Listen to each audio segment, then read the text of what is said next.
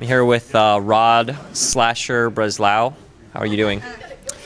Pretty good. I think this is the third time we've done an interview, and this is maybe the closest you've been to pronouncing my last name right. What is it? Breslau. That's what I said. Breslau. That's what I said.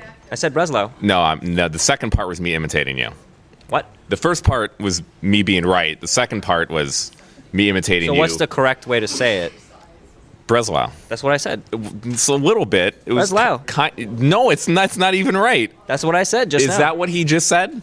Why are you asking other people? Like, I know what I said. What are you saying? Like, I can't hear myself or something? I'm just saying it's slightly off. Just a little bit. It's a Jewish name, right? Chin? Huh? Chan? What? Chon? What are Are you any talking of those right? No, none of them are right. What are you talking about? I don't know what It's you're not saying. Chen. Yeah, that's my last name. You got it right. Good job. You got it right the first try. But anyway, Just like me, I got it right too.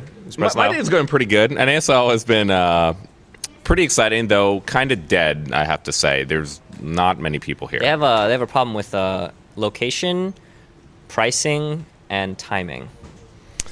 I don't know. Probably because IPL last week. A lot Everyone of people spent all their going out money there. in Vegas. Mm-hmm. They don't have any money left. They spend it all on hookers and cocaine. And now they're back here, and they don't have any money to spend on NASL. That's what happens.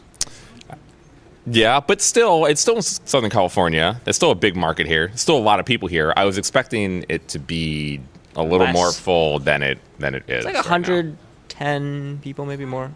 It's not what I thought it would be. Even the bottom row isn't completely full, let alone the entire top half. I thought it which was is pretty almost good. empty. I thought it was not bad. It's not bad. You I have actually high expected standards. more. You have I high do. standards. I thought the $60 tickets, man. That's true, but it's like the last big StarCraft 2 tournament in America for the year. I thought people would have came out and supported more so. I think they aim more to the online audience than the live one. Yeah, but California still is a big market. I was expecting California to step up. If it was anywhere else, I would have probably thought would have happened, but... Well, if it was in New York, it'd be packed. Actually, no one will show up. That's kind of sad. As both of us being New Yorkers... Really? You think so? We've never really had an event to prove ourselves, but from everything I've seen from New York Comic Cons over the past few years, no, I don't think so. Well, okay. You are, like, tweeting a storm about all these new news that came out the last week. A lot of stuff. What do you think about all of it? Which one? All which of them. One do you want to start Which one with? do you want to talk about? I mean... I want to get your professional, journalistic, analyst opinion on this stuff. Here. The big one probably to me first is Pro League. So you guys and EG teaming up. I just interviewed the Muslim, and he talked about the rivalry, and that really didn't even come into play when I was thinking about it, but now that he mentioned it, more and more, it's like the two biggest teams with the biggest rivalry teaming up now. It's like the Yankees and the Red Sox teaming up for some international baseball league, which one doesn't exist. But the whole thing is, I guess, a little weird. It is a little weird to have call us the Yankees and the Red Sox because I feel like SK Telecom is like the Yankees. They're like the... EG are as the closest thing that I can think of to the Yankees. Yeah, you could say SK Telecom, I guess. But... They don't have their own television channel yet, though. No, but my point is still, you guys are the two biggest rivals, and now you're together, and I guess it takes a little bit of the fun out of it because you're not competing against each other. But if you want to look at it like, okay, so you two are teaming up against each other to play against the Kespa Korean guys, that is pretty cool. So I think the whole... What do you think of the first match? I think it is very fitting of the partnership and why is it everything to go fitting? into it. Wow, you're mean. Because there's all this hype. There's all this discussion of putting the league in. There's all the bets on Team Liquid. There's a ton of people betting on your team to win. And then to not win one game and for Jaedong to lose his opening game, for that game to be the losing game to end the set, I think is... Well, they put him on Ohana against a Protoss. Something like what? He's gonna get 2-base all in. It was just a bad choice, I think, in my opinion. Nonetheless, no matter if Hero and Tasia are here and Stefano is not in Korea... The three best players are not there. Tasia even told me earlier today he didn't think it would matter at all if him, Hero, or Stefano were over in Pro League. All right, so that wouldn't coming matter. straight from them, he thinks the Kespa players still had too much practice going into these games for them to actually have mattered in the matchup. I don't know. Hey, I'm just saying what one of the He's players being modest. themselves. Let's be serious Yes. here. I think so too, but I still feel like I would have liked to see one game, one win one. But if you think about it the other way, if we didn't team up, we might have lost even worse, like 06. You can't lose 06. It's not possible. If they kept going, you might have been able to lose 06 or 07, but they actually had to stop it. Poor Huck, he didn't even get to play. That might be good for him. Oh, you're just coming out with the zingers. I mean, got a little Schadenfreude.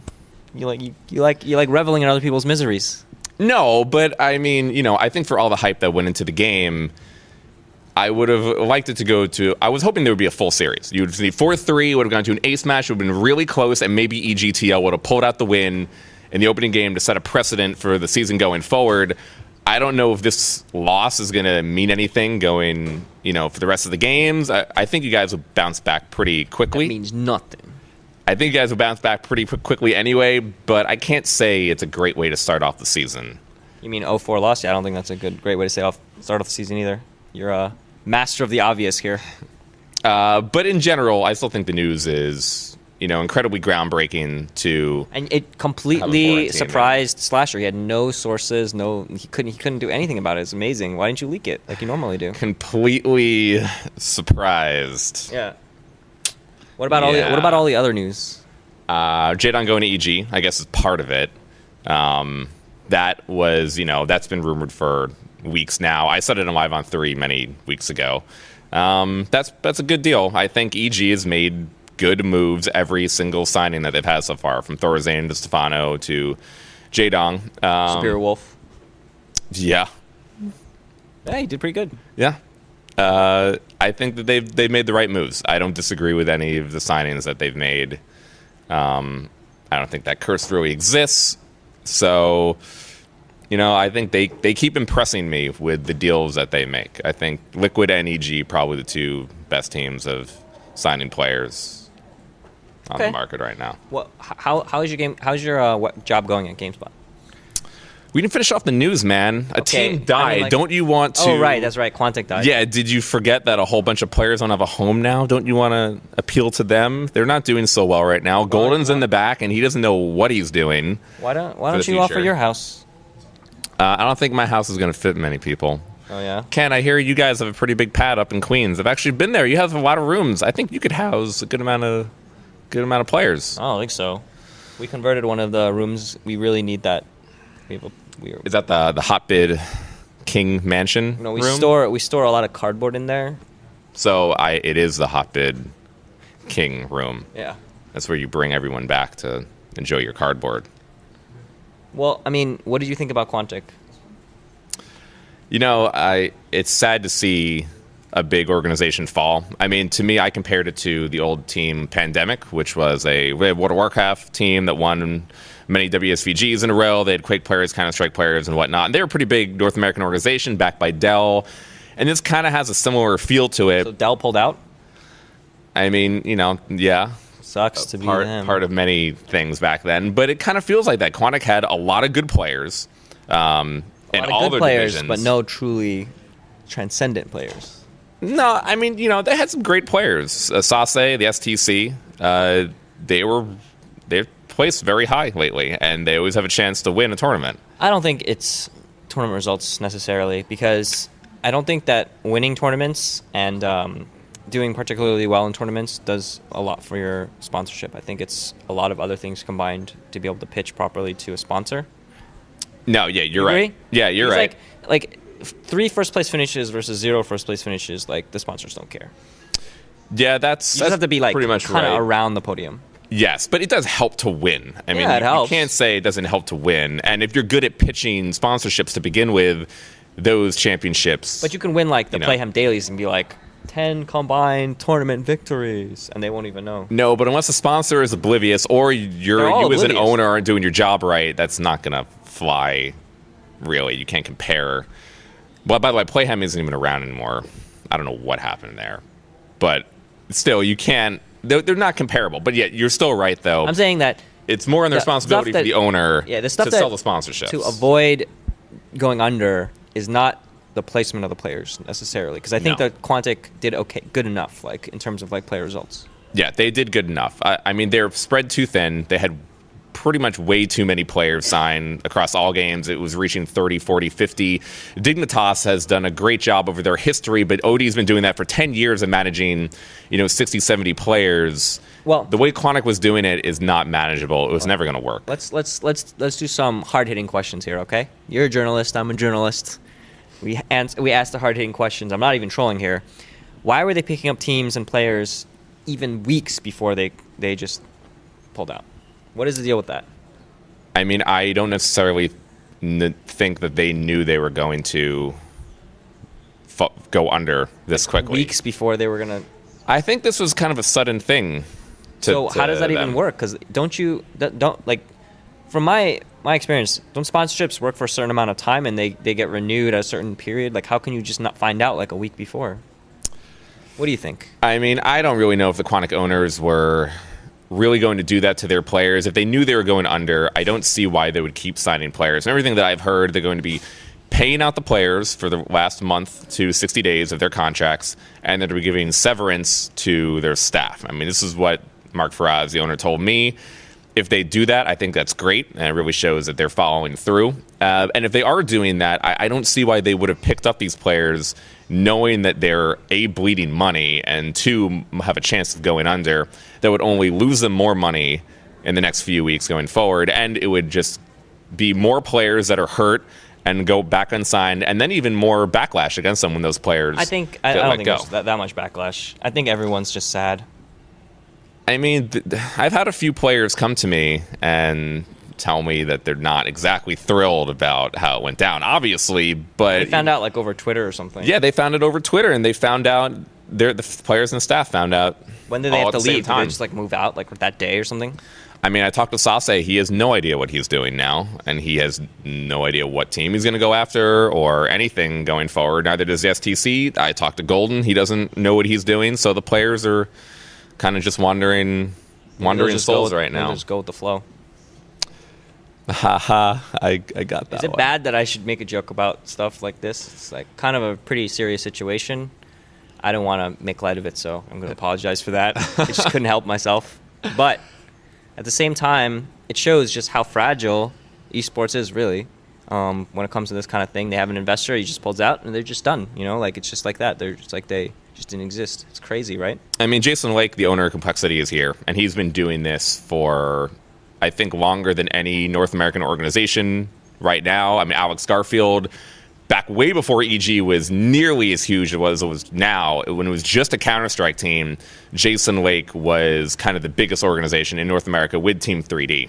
And having a conversation with him, he says how hard it is still for him to keep Complexity to where he wants to go, and he says that he's not near where EG is now. And EG are really the anomaly of every team. The monster deal. It is a monster deal, but it's a whole bunch of things that they put together. I mean, Liquid, you guys are in a different position because you have a website, which is the biggest StarCraft website on the internet, and it gets millions of views and traffic, and that's, very indicative of what you're doing. No, but it certainly helps when you're talking about eyeballs and pitching sponsorships. True. So, that I really don't count that as part of the other teams, and Complexity is...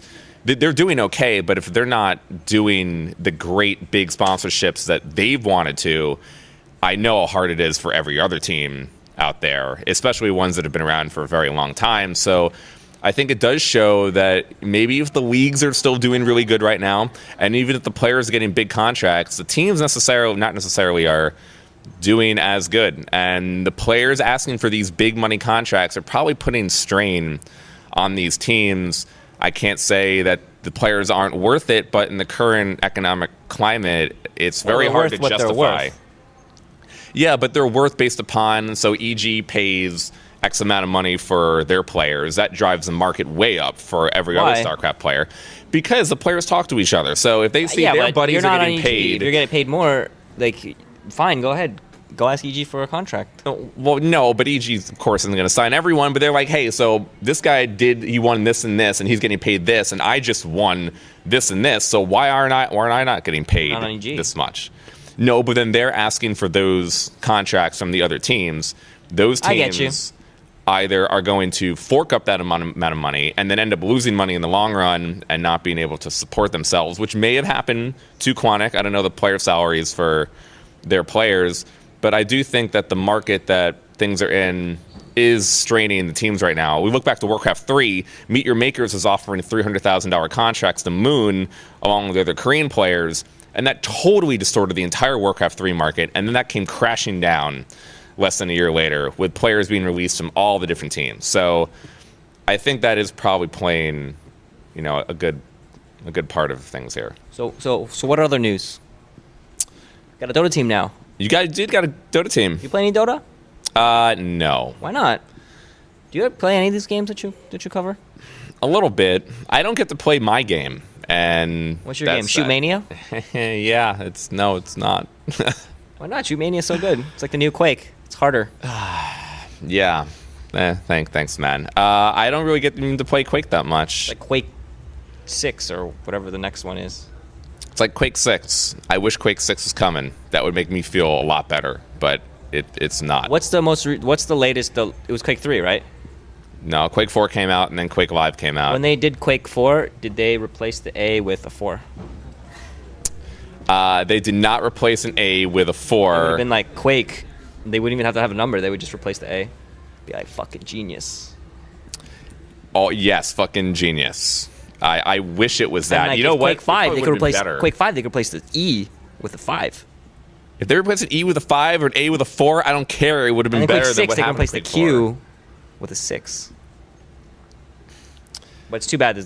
But do you think Shootmania is a worthy successor of it? I'm sure all your all the Team Liquid community members, care about that. But we don't have to talk about it if you don't want to. I'm asking you. No, I probably not. No, it's not. It could be. It might be. I talked to a lot of the pro players at IPL 5. Even the name Ubisoft is Shootmania is hurtful to me. Why? Because what if the next StarCraft was called Micromania? But StarCraft is more that hurts you inside. Hey, it hurts your soul if the next game you loved was called StarCraft is more than Micro. Macromania. It's more than Micro. No, it's Macromania. Macro Strategy Mania. No, it's Macromania because that's what Shootmania. Shootmania is not just shooting things, Ubisoft. Obviously.